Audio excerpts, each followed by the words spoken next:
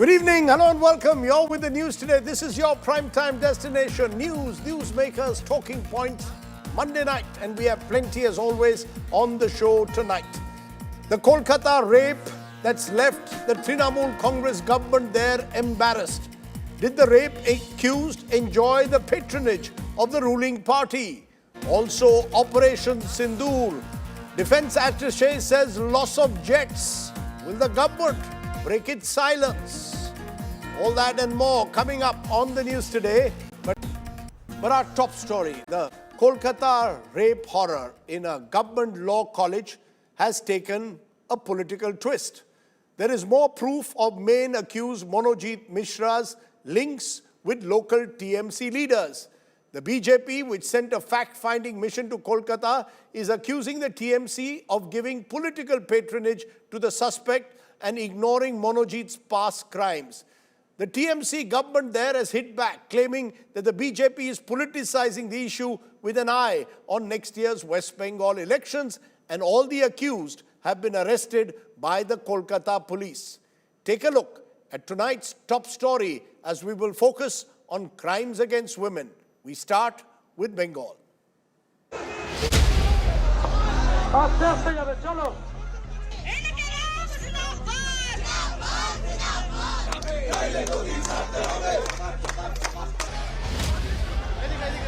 Even as the probe deepens into the horrific Kolkata rape case, shocking new revelations are sparking outrage across Bengal. A former batchmate of accused Monojit Mishra told India Today that he had multiple charges of misconduct involving female students and used his political clout to silence the victims. 2018 तक उसका जो हरकत था ये मतलब क्या बोले molestation से लेके मारपीट से लेके पैसा कोरी का एक्सटॉर्शन से लेके इतना हरकत था तो 18 में हम लोगों ने फिर से हिम्मत जुटाया उसको फिर से हम लोग निकाल दिया आज जैसा सुनने को आ रहा है कि इस विक्टिम की वीडियो करके रखी है उस टाइम भी उसने उस विक्टिम की वीडियो की थी गवर्निंग बॉडी ने उसको बोल दिया था लास्ट टाइम में जब 2019 का बाद में बोलो तुमसे पढ़ाई करोगे नहीं तो अदरवाइज तुमको सस्पेंड कर दिया जाएगा very unfortunate and Our Trinamool Congress Chhatra Parishad wing president did say that after 2022 he was not even part of the committee in that law college. If anything has happened in the past, I think, I guess this is something which should not have happened. The police has taken action. Even these things are unfolding now. We are coming to know all this. The BJP has come out all guns blazing, alleging direct links between the accused and the ruling Trinamool Congress.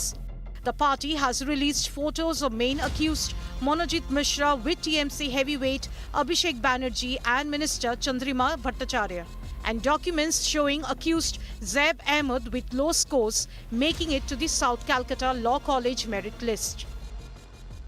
Zeb Ahmed, who scored 2634. This was his rank for the admission.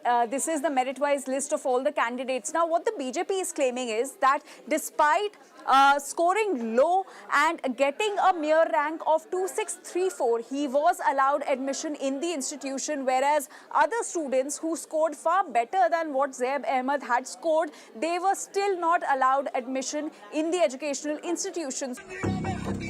A video showing Monojit leading a TMC rally shouting party slogans has also surfaced.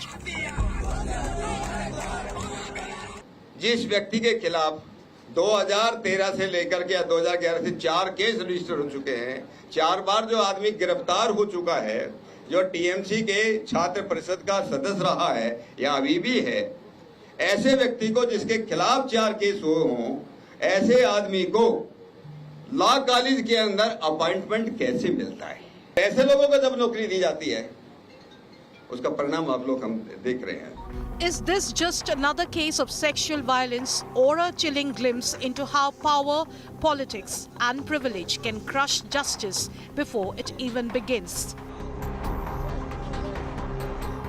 With Rajesh Shah and Taposh Sengupta in Kolkata, Bureau Report, India Today.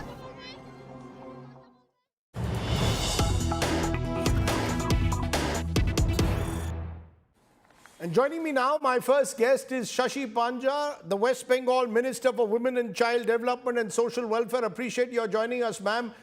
Last year it was RG Kar in Kolkata, a government hospital where a rape and a murder of the young woman takes place. This year it is another horrific rape that takes place inside a government law campus. Would you concede that this is hugely embarrassing for a government run by a woman chief minister, dare I say any chief minister, but particularly a woman chief minister in a state like West Bengal?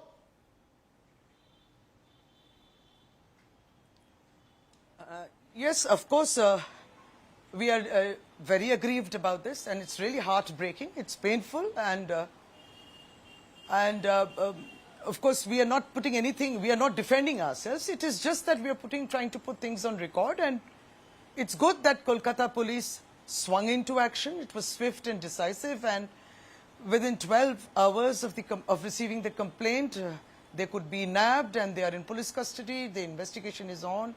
As of now, almost 4 of them have been arrested, and the 9-member SIT has been formed, and we are extremely serious about this.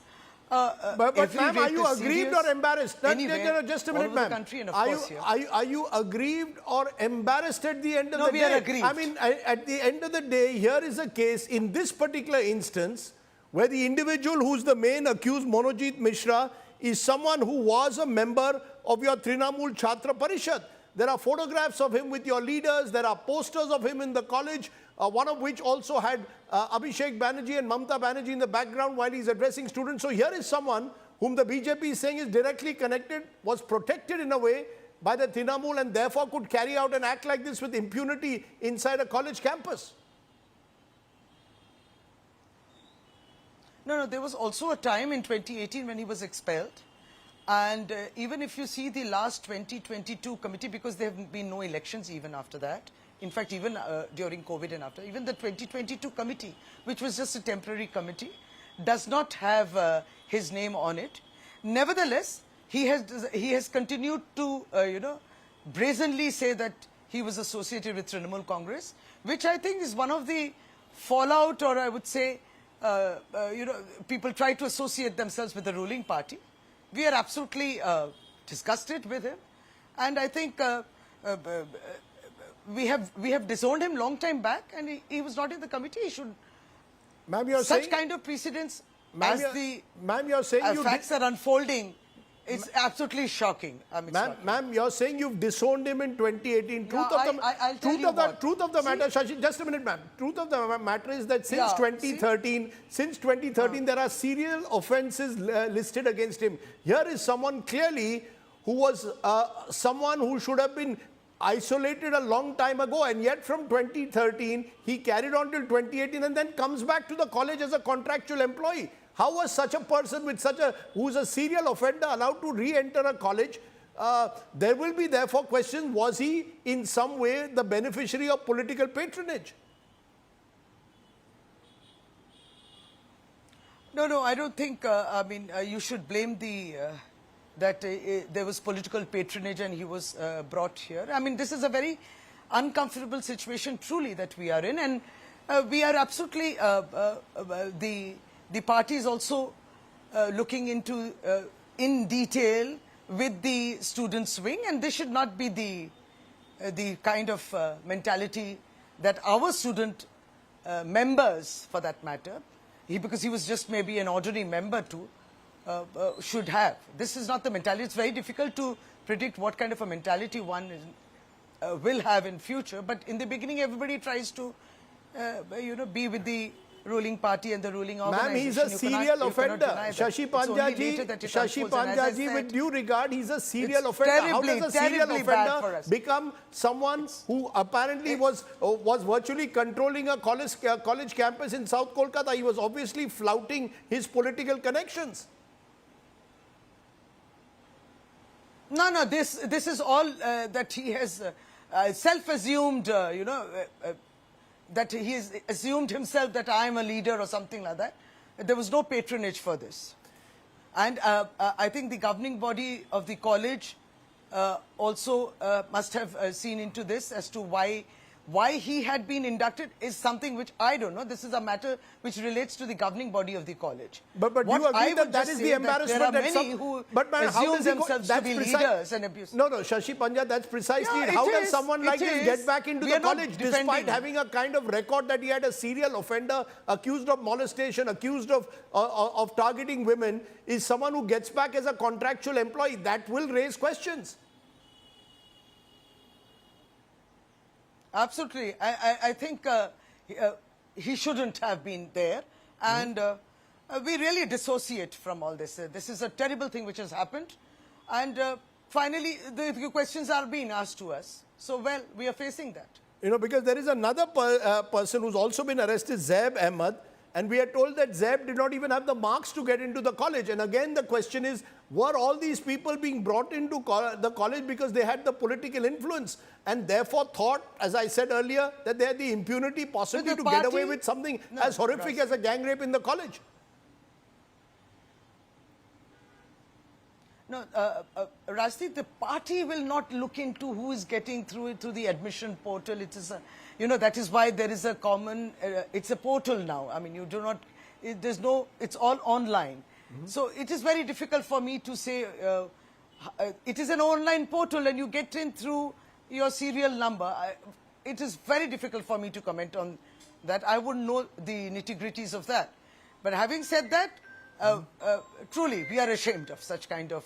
Okay, you're saying... I mean, be it any political group they may belong to. Okay, so you're saying you're ashamed of it. Should not be that. You're ashamed of it. That's a strong word you've used. That's good to hear. But I just want to, for a moment, play what two of your leaders said. And I want you to respond. Listen to what Kalyan Banerjee and Madan Mitra, one a senior MP, one a senior MLA, said. I want your response. First, listen to what they said, ma'am.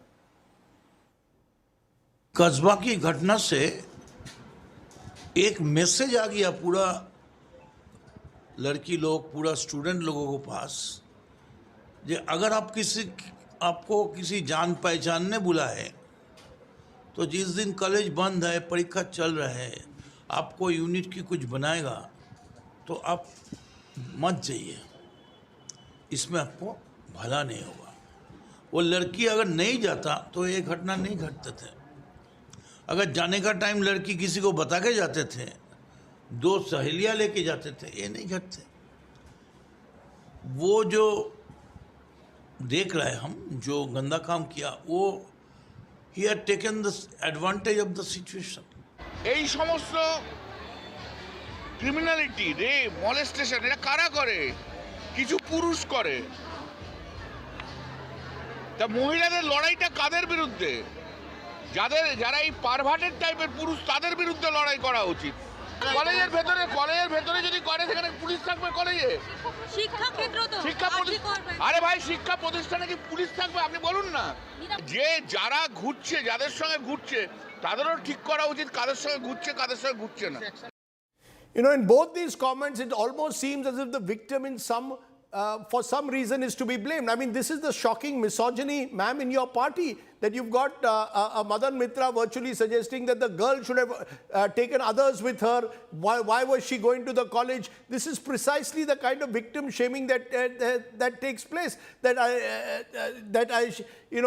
They were friends, and therefore this could have been a relationship that went wrong. Again, it is the victim who's being shamed. Surely, as the Women Minister of Bengal, you should be sending out tougher messages about such misogynistic remarks. Very insensitive remarks, and I think they should have to take onus of those remarks, and it only reflects upon their mentality and their character. I'm sorry to say. So will action be taken, or is it only a show cause notice for will action be taken? Will they be told? No, the party has, you see, as a now, they have been told. It's been show cause. The party has distanced themselves from their such comments, derogatory and definitely humiliating and very insensitive. This is not the way the party has been addressing this issue right from day one. We have never evaded this incident. The very first day when Kolkata police began the investigation, we were right in front of your cameras. So we've never evaded. So this kind of remarks from them is very unfortunate. This is not the way Trinamool Congress thinks. This must be their personal thoughts. They have to take the blame for it. You're saying this is not the way the Trinamool Congress think, but there are those, particularly your opponents, who are saying this is precisely the lumpenization of the Trinamool Congress, that the Trinamool Congress has allowed the likes of this, the primary rape accused, to get away by inducting them into the Chhatra Parishad, and therefore this is where the party has gone wrong. I repeat, you have a woman chief minister, and you have MPs and MLAs who talk in this manner misogynistically, and then you have a Chhatra Parishad leader who gets caught in such a serious case. No, who's got away and who's getting away? The law is catching up with them. Those who are the culprits will be punished. So Trinamool Congress is not giving any kind of shelter to them. Of course not. Why should we? We don't need to. Trinamool Congress is the ruling party. You may have many supporters, but Trinamool Congress is not supporting all this. Who's getting away with this? Okay, Our leaders also not getting away with these statements. The party is extremely distressed and discontented with this kind of remark. Let me ask you, therefore, in conclusion, this is an election year in terms of the fact that about 10 months from now or 9 months from now, you will have elections in West Bengal. Will you agree, as the BJP in particular is saying, that this reflects a breakdown in law and order and this will become a major election issue? The women vote bank is a major vote bank of the Trinamool Congress and Mamata Banerjee. Has your vote bank in a way also been hit because women, according to the BJP, are now unsafe in West Bengal? Now, this is the difference between them and us, is that women empowerment or work related to women, issues relating to women, is not election oriented. We work throughout the year for this. This is the difference. For them, it is they see it just as a vote bank. And just look at the fact-finding team which has come. They are basically BJP representatives. They themselves are offenders. I mean, the 4 members who themselves are offenders have, you see the statements in the past about sexual harassment. What do you mean by they are offenders? What do you mean by these? What do you mean by these members are offenders? What do you mean when you say these members are offenders? I will give you 2 examples. Maybe Satyapal Singh is one of the members who's come. You remember his remarks during the Hathras time. He has said, what does the state government have to do with the rape? What does the state police do with the rape case? This is Satyapal Singh on record. Even Monojit Mishra, who has come, he has said just because a victim comes and gives a complaint of sexual assault doesn't mean that we take her in face value.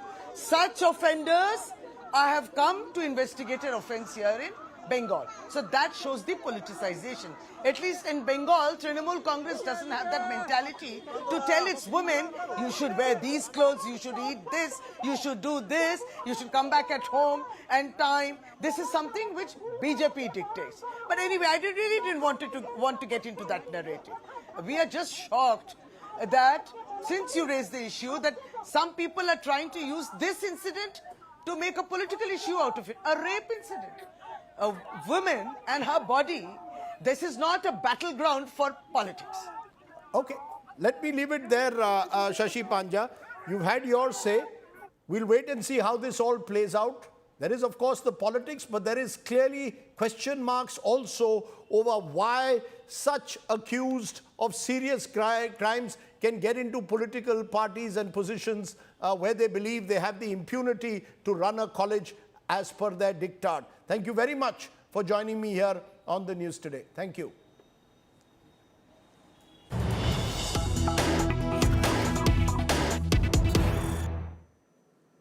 Now that was Bengal. Let's now switch to Tamil Nadu, where a real shocker is also coming that has left many wondering just what's going on in some parts of the country. 27-year-old Ridhanya consumed pesticide, killed herself reportedly due to torture over dowry by her husband and in-laws. She took this drastic step just 2 months into her marriage, which involved a dowry of 800 grams of gold jewelry, a Volvo car worth 70 lakhs. But her husband and in-laws wanted more. Take a look at this chilling report.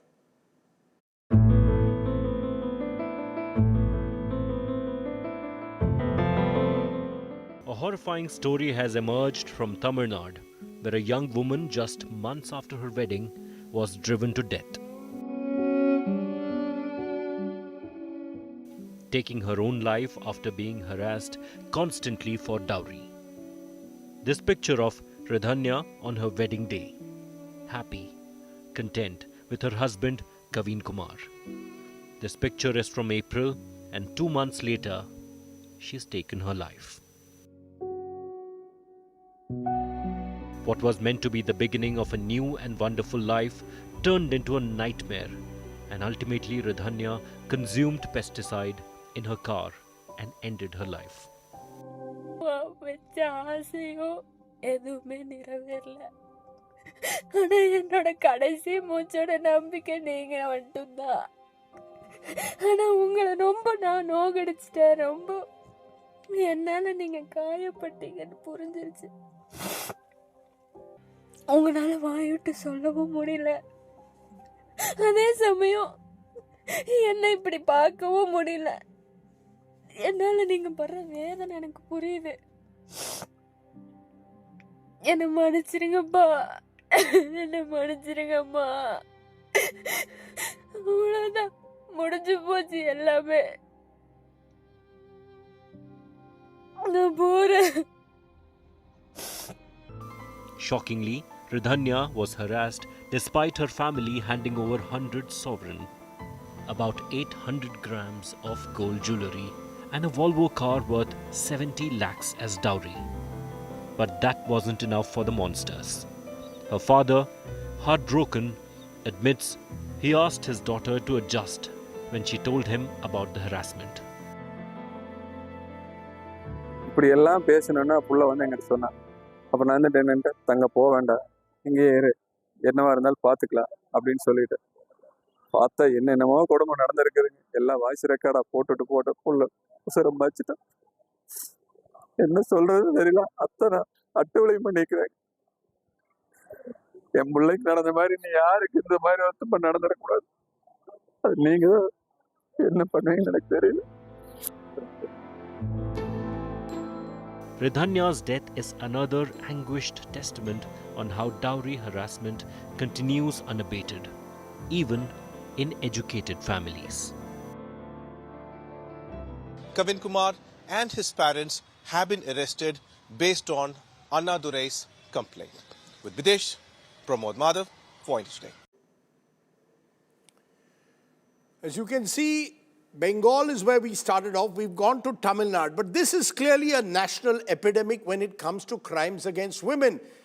In the last just few days, reports from different parts of the country, from that brutal rape of a college student in Kolkata, a dowry death in Tamil Nadu, in Karnataka, a live-in partner has killed a woman, dumped her body in a garbage truck, and a 70-year-old woman tourist was raped in Jammu and Kashmir's Pahalgam in April. The case has now come to the court today, and a court in Jammu and Kashmir was compelled to say that Kashmir's natural beauty cannot sustain its appeal as a tourist destination unless the moral fabric of society is preserved. So it's not just happening in Bengal, it's happening across the country. It paints a troubling picture of violence against women. The question is, who will save our betis? What happens to Beti Bachao? Is that just a political slogan? What happens to the politics that's played out every time there's a crime against a woman? How do you curb crimes against women? Are tougher laws needed? What really will change mindsets? What really brings real change? We heard from Shashi Panja of the Trinamool Congress, its minister. Now let's widen it to other guests. Lalita Kumaramangalam is former chairperson of the NCRB, been associated with the BJP. Kiran Bedi is former IPS officer. I appreciate both of you joining us. Lalita Kumaramangalam, when you're seeing these stories play out across the country, is there fear that these stories get trapped in politics? And therefore, the real change which is needed in mindsets is not addressed. The BJP sends a fact-finding mission to Bengal, won't send one to Madhya Pradesh, which has, according to the State Assembly, 20 rapes a day. So I'm asking you now, do you believe that we need to shun politics and focus on changing mindsets?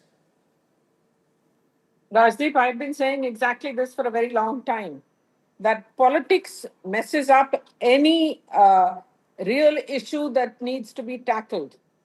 In this case, women's empowerment. I was just on a panel where a member of the ruling Trinamool Congress in West Bengal tells me that you can either be a woman or a politician, and had no intention of apologizing. He was bugged with me because I spoke in Bengali. And I told him that this is not the Calcutta that I used to roam around in when I was a little girl in every summer when my parents left me at my mama's houses. Now, this is the mindset not just of people in West Bengal. This is the mindset of people everywhere. The other half of me is from Tamil Nadu, where I'm equally ashamed today because we see that young girl was forced to commit suicide because neither her own family and, of course, her in-laws paid in any attention to her. Everybody seems more bothered about log kya kahenge. What will other people say? What about our prestige? Not about the safety or even the lives of their women. Unfortunately, whether it is in a law college or on a bus or on a dark street or sitting in a car, like that young journalist who was shot in Delhi some years ago, women seem to be unsafe everywhere, even today.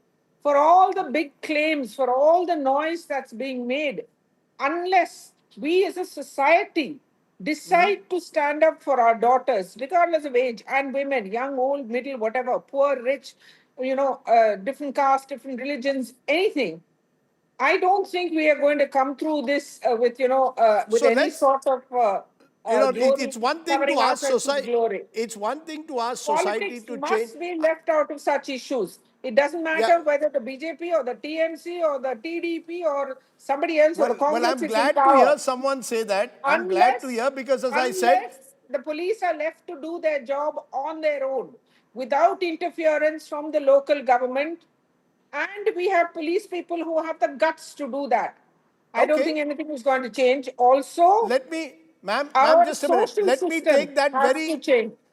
Let me take what you just said to Kiran Bedi. Is this about policing?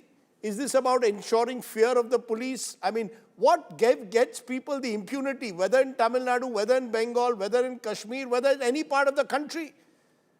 The impunity with which they get away, is it about policing or is it about mindsets, Kiran Bedi? Both. It's policing and mindset. First, the policing. Police is supposed to maintain records of these kinds of past criminals. They're supposed to have personal files and history sheets. And number two, when an employer is employing, they need to go back to policing to find out whether these people have a past record. So that means first is policing. Police maintains the records, opens personal files, verify and keep them under watch, because when you open a personal file or a history sheet, they are supposed to come under the local police watch. Do they have it? Do they maintain such records? So first is policing. Secondly, is does the employer, before employing the contractual, I'm looking at the Calcutta case, did they go back to police? Could you verify this man? Is he on a police record? So that means police verification. Just as you had police verification for passports, why don't we have? And we have a police verification for employment. Second, number one. So it's two things. One is political processes. Second is police duties. Did the police have this kind of record of this criminal, this person who committed the rape? So I'm looking at both, employer and the police. Secondly, and this is what I think is happening, that police is not maintaining personal files of such like people. If they do, and the contract and the employer asks for verification, information comes. Secondly is the social, is the processes, the political processes. Why don't we start? I read in the news today that Jamia University has started to ask for guardian certificate of their students, say you get a guardian certificate, your certificates from home, that you are well behaved, you're good character. I think this is not a bad idea. It's a good idea, is to go back to the responsibility of society, a responsibility of the parents, and go back to your school leaving college certificate that you were a good and a disciplined or a good charactered student. What if we start these two processes? If police verifications, police records, and third is verification, going universities and colleges going back to say, give a certificate from your guardians that you are going to maintain good. It was anti-ragging. Yeah, but I think, you know, the second part, whether character certificates will work is a huge question mark. I take your first point, though, about police in particular. We'll come to education in a moment. I just want to just give the national picture because I think it's important to know crimes against women, number of FIRs filed. Now, in many cases, FIRs don't get filed or not registered. Uttar Pradesh leads the way. It's India's most populous state, over 65,000. Maharashtra is next, 45,331. These are all large states. Rajasthan, 45,058. Bengal, 34,738. Madhya Pradesh, 32,765. A state where it was admitted there were 20 rapes a day last year in the state assembly. This is NCRB data. Let's look at rate of crime against women per lakh of population because that gives you a better sense of it. Delhi 144.4. Union Territory stands number 1. Haryana 118.7, a state which for the longest time had a terrible sex ratio. Telangana, more surprising some would say, from the south, 117. Rajasthan, troubling, 115.1. Odisha, 103.3. West Bengal actually is 71.8. All India is 66.4. I put out that, Lalita Kumar Mangalam, because as I said at the very outset, this is a problem that cuts across BJP and opposition-ruled states. In fact, 4 of the top 5 states in total numbers are BJP-ruled states. Is that the worry that because we've now taken crime against women not as a law and order issue, but a political issue, it's even more difficult to resolve? I agree with you there, Rajdeep. It is also a political issue because today we have too many politicians, even today, let me say, we have too many politicians, and they're not all always men, who have horribly, almost demagogic attitudes, patriarchal attitudes towards women. You yourself just quoted both these two politicians who are very popular and very well known, Madan Mitra and Kalyan Banerjee in West Bengal, suggesting that if women go out at the wrong times to meet the wrong people, I mean, almost implying that what do you expect?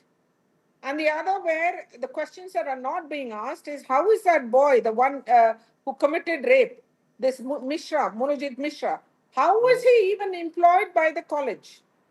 The head of that college, the head of the board of governors of that college is a TMC MLA. So this is where politics must stop. In education, in every field of life, politicians want to interfere and want to be the boss. And I'm saying this across the board. I'm not saying any one party, other party. Politicians must also have a line that they should not cross. And people in society should also see to it. It's a democracy. We vote for them. Why do we continue? It befuddles me. Why do we continue to vote for parties and people where women do not get respect? You know, when Jayalalitha was chief minister, they used to say she used to rule with a whip in her hand. And you know how women loved her for that? Maybe in public, even including me, I'm a huge admirer of that lady. Maybe in public we don't say it because immediately the backlash is so severe and so bitter and so mean. But unless you can prove that you're tough enough to meet and, how do you say, destroy that patriarchy that is there so deeply embedded in Indian society and even very often in Indian culture in many places, or at least the practice of culture. And as I said, our police must now develop a spine. We need more I take all like your points, Kiran Lalita Bedi Kumar was. Mangalam. I'm running, I just want a final minute to Kiran Bedi because Kiran Bedi, you know, the belief was tough laws will change things. Tough laws also don't seem to act as a deterrent. I mean, the truth of the matter is it about laws or is it about mindsets, Kiran Bedi? Rajdeep, I was talking about prevention. Unless you focus on prevention, I talked about the police role, I talked about the employer role, but now I'm talking about the parents' role. I'll tell you. Why did the girl commit suicide? When she told the father that I'm not happy here. And the father kept saying you're just. That's another social problem. This is the social evil where the parents, if they've been alerted by the daughter that I am being harassed here, why does the father say they're just? Father says, okay, come back home. Come back home. This is as much your home than it was before you got married. The problem is the parents are not giving this confidence to the daughter that after they've been married, that they have lost a home. They should say, now you have 2 homes. And if ever you are harassed, let us know. And not just go back to mediation, go back to complaining. The problem is here. She's been driven to suicide because unfortunately, She now she knew the parents were very grieved and did not want to bother the parents. So I think that has to change. You are married, your home is, your door, parental home is not shut. It's open. The problem is with the social culture, the social media. I think you make a very good point there, and I think Tamil Nadu exemplifies that, the social conditioning that needs to change even of parents in cases like this. I'm going to leave it there. I hope that these cases shock us enough into action.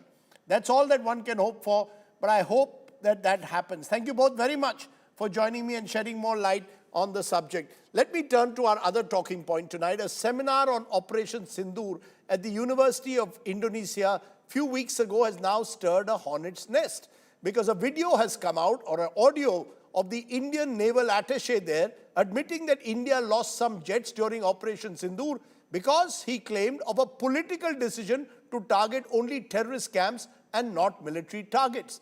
The Indian embassy in Indonesia clarified the statement made by Captain Shiv Kumar, claiming it was taken out of context, but the government of India here remains silent on the loss of jets.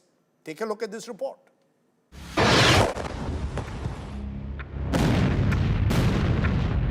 Operation Sindur is back in focus. The military operation against Pakistan in response to the terror attack in Pahalgam saw India bomb terror bases and military installations during a 4-day skirmish. The Indian forces have admitted losing some jets on the first day when the Indian Air Force bombed Lashkar-e-Taiba and Jaish-e-Mohammed headquarters deep inside Pakistan. A recent statement by India's defense attaché in Indonesia, Captain Shiv Kumar, has shed more light on the first day of the operations. Of enemy air defense and destruction of enemy air defense is very, very important. As brought out by Bapa Tommy Domtomo, that India lost a lot of aircrafts. I may not agree with him that India lost so many aircrafts, but I do agree that we did lose some aircraft, and that happened only because of the constraint given by the political leadership to not attack the military establishment or their air defenses. But after the loss, we changed our tactics and we went for the military installations. So we first achieved separation of enemy air defense and destruction of enemy air defense, and then that's why all our attacks then could easily go through using BrahMos surface-to-surface missiles. Captain Kumar was giving a presentation at a seminar in an Indonesian university on June 10th. The Indian embassy in Indonesia issued a statement on Sunday saying Captain Kumar's remarks have been quoted out of context. The embassy said the presentation conveyed that the Indian armed forces serve under civilian political leadership, unlike some other countries in our neighborhood. It added that the presentation explained the objective of Operation Sindur was to target terrorist infrastructure and the Indian response was non-escalatory. The defense attaché's remarks have, however, sparked a political storm. Citing the statement, the Congress accused the Narendra Modi government of not giving the armed forces a free hand to punish Pakistan. Captain Shiv Kumar ji ने जो कहा है कि political constraints की वजह से कि जो राजनीतिक सरकार है उसकी जो कंस्ट्रेंट्स थी उसकी वजह से हमारे नुकसान हुए, ये तो बहुत ही गंभीर चिंता का बात है। इसका मतलब कहीं ना कहीं हमारी सुरक्षा बलों के एयरफोर्स के हाथ बांधे थे। इस पे तो चर्चा होनी चाहिए, पार्लियामेंट के स्पेशल सेशन में होनी चाहिए। Defense experts in India have also weighed in. This comment has been probably quoted out of context.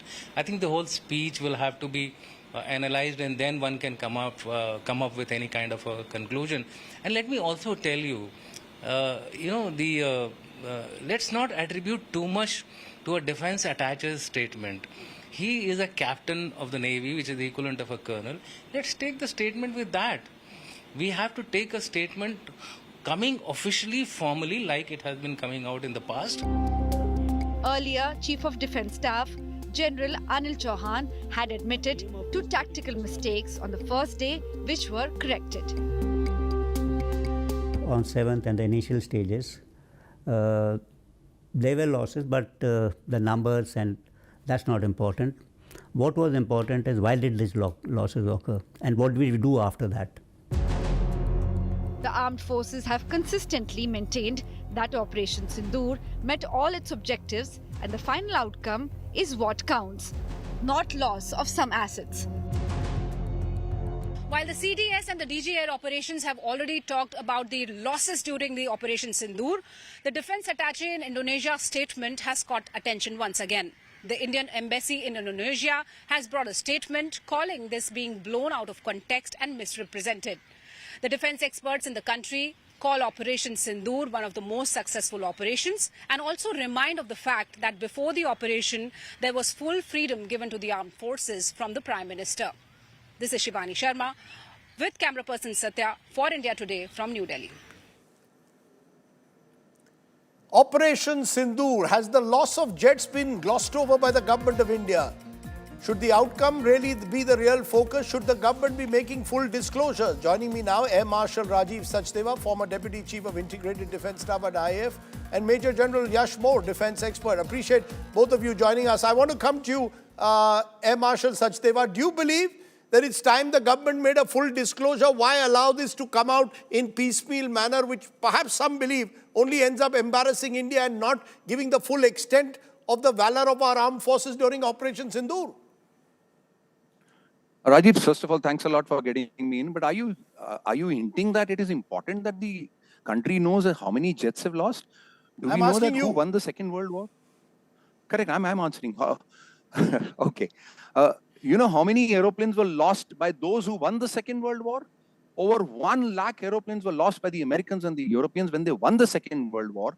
So here, were we at a war? Were we in a war state? No. The aim of the government was only to punish those jinhone hamara sindoor mitaya. That's about all. And that's how the terrorist camp were attacked.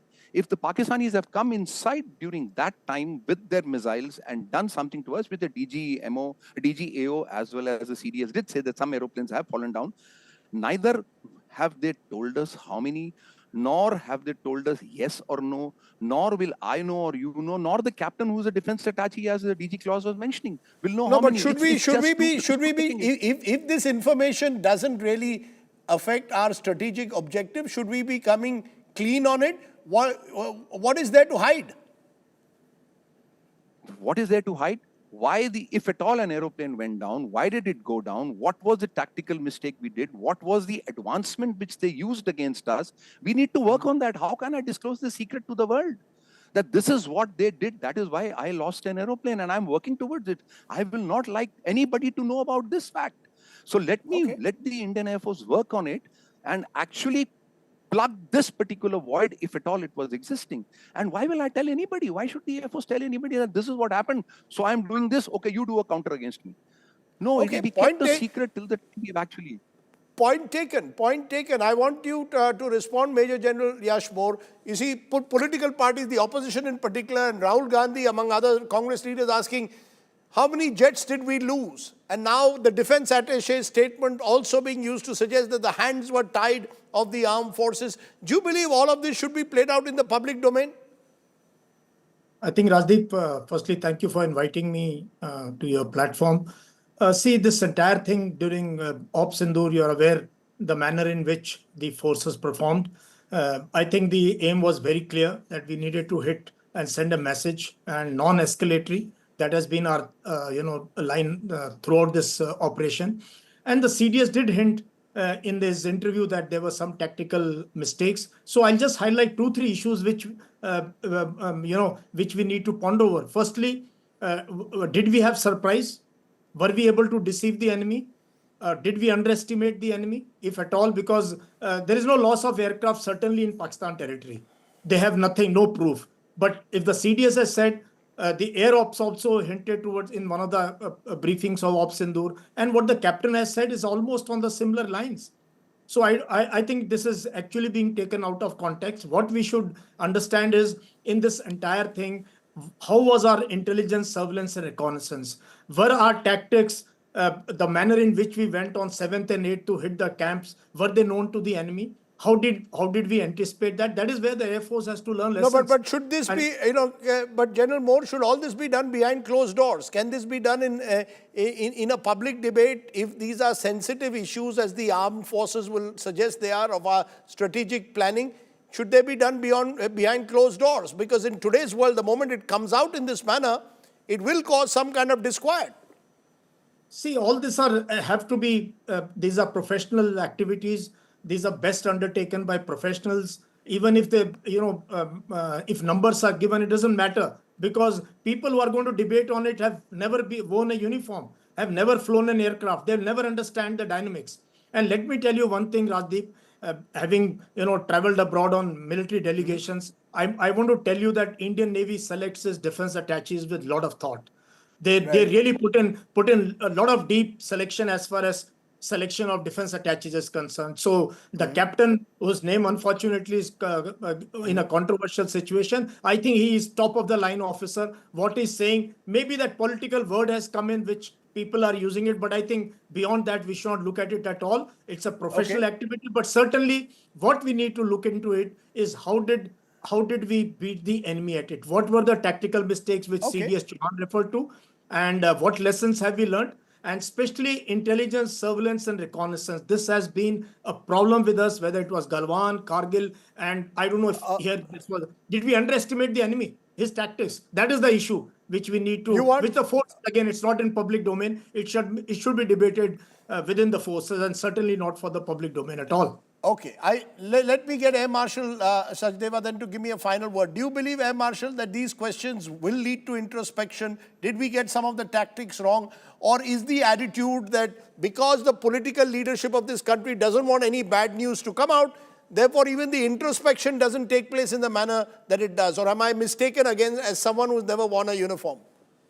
See, we are in a democracy. We use this word political leadership very, very carefully. The political leadership of a democratic country controls the defense forces and tells them what the notion of victory and what needs to be done. The only thing is that this time when we saw the way the Prime Minister, the Raksha Mantri, the NSA and the four chiefs sitting together and deciding how to go about it, I think they've done a fantastic job. All of them have done a very good job. Yes, I don't think the CDS said that there were mistakes in tactics. He said we changed the tactics the next day. He never said there were mistakes in tactics. I remember his speech very clearly. He said we changed the tactics next day, and thereafter we took them on nice and proper into 11 airfields and their air defense. So these tactics during the war keep changing. And we've seen that during Israel and Hamas and Israel and Iran. The tactics keep changing as the day progresses, as the war progresses. So it's nothing wrong in changing a tactics. But what the Air Force is doing now, because of the weaknesses, both the strike must have done the SWOT analysis. I've done a SWOT analysis on the whole issue. The weaknesses will be worked upon, but they cannot come out in the open like this. Then what's the point of working on my weakness? I think that's very well put, Air Marshal Sachdeva.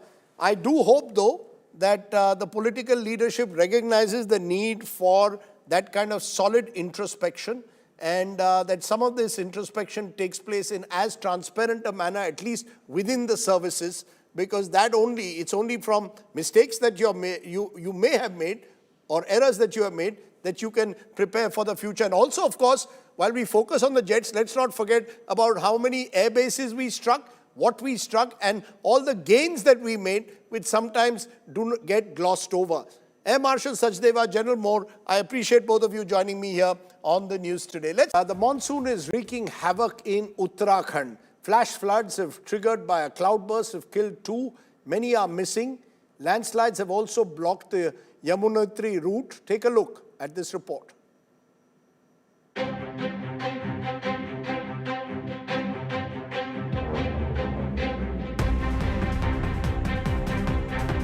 Flash floods triggered by a cloudburst have killed at least 2 people in Uttarkashi. 7 people are missing after the raging waters and landslides brought down the temporary shelter of the labourers working at a construction site near Silai Band on Sunday.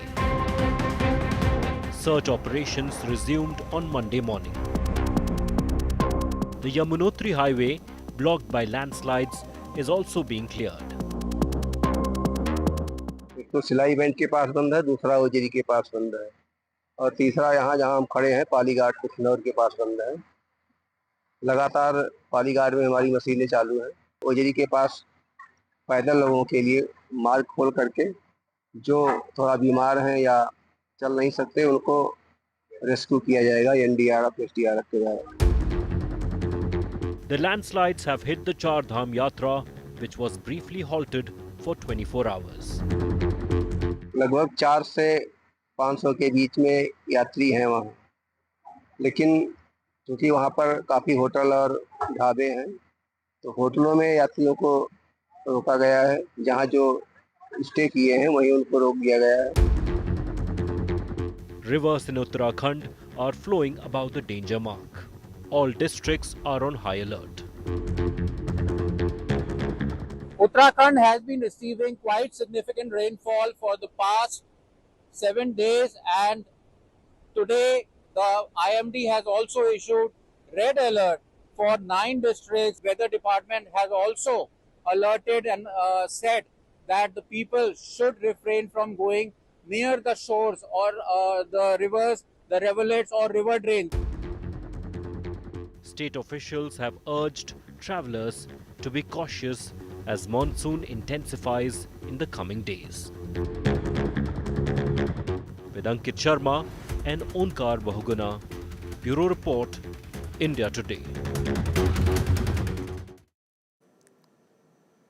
At a time when journalism faces a credibility crisis, one of the questions asked is, can journalism make an impact, a real difference? Well, yes, it can, if you do real journalism.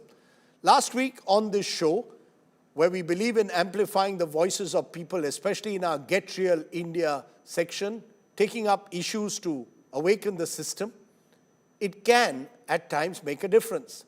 That's exactly what happened when just days after we reported on this show on the struggles of a tribal-dominated village in Andhra Pradesh, how the young students were struggling to reach their school because there were no roads.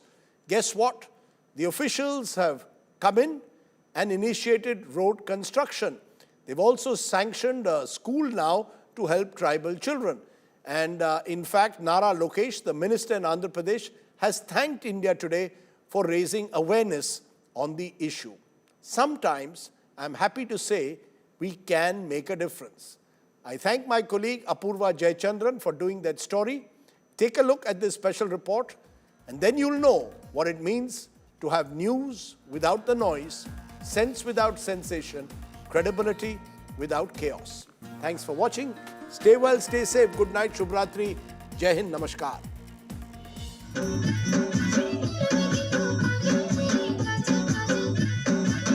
Solubongu, a tribal village in Andhra Pradesh, is celebrating. The village, home to 16 families, is finally getting a road, just days after India Today reported about their plight.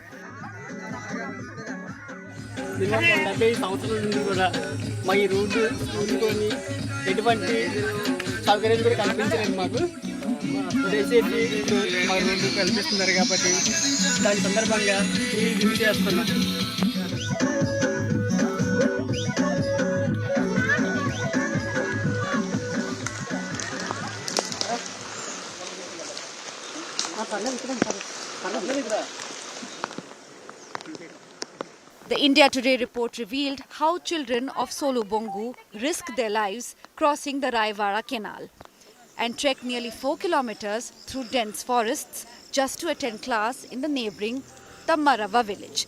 Their troubles will soon be over. State Minister Nara Lokesh, in a message posted on X, said that a makeshift school has been started for primary children. He said students of higher grades are being tagged to a nearby convent school. Till the time the new roads are ready, the state government will also provide transportation for the children to the nearest school.